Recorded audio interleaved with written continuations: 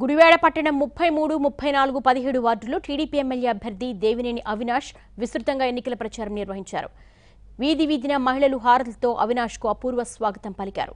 సార్వత్రిక ఎన్నికల్లో గుడివాడలో టీడీపీ భారీ విజయం సాధించబోతోందని, తనను ఆదరిస్తున్న ప్రజలకు బాధ్యతతో సేవ చేస్తానని అవినాష్ హామీ ఇచ్చారు. నియోజకవర్గంలో పలు ప్రాంతాలకు చెందిన వైసీపీ కార్యకర్తలు పెద్ద ఎత్తున అవినాష్ సమక్షంలో టీడీపీలో చేరారు. 34వ వార్డులో మా ప్రచార కార్యక్రమం పెద్దలు బొడ్డి శివశ్రీ గారి ఆధ్వర్యంలో కొనసాగుతుంది.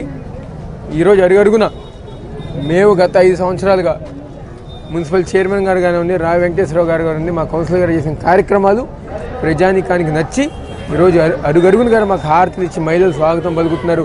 మళ్ళీ మీరే రావాలి, మళ్ళీ ముఖ్యమంత్రిగా నారా చంద్రబాబు నాయుడు గారు కావాలి అని చెప్పని ప్రతి ఒక్కరు గారు కోరుకోవడం జరుగుతుంది.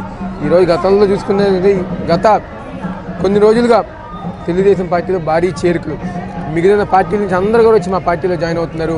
ప్రజానీకం మా మీద నమ్మకం కుదిరింది. రేపు జరగబోయే ఎన్నికల్లో తెలుగుదేశం పార్టీకి ప్రజానీకం ఆశీర్వదించి ఈ రాష్ట్రంలో గురువారం నియోజకవర్గంలో తెలుగుదేశం పార్టీ గెలవబోతుంది.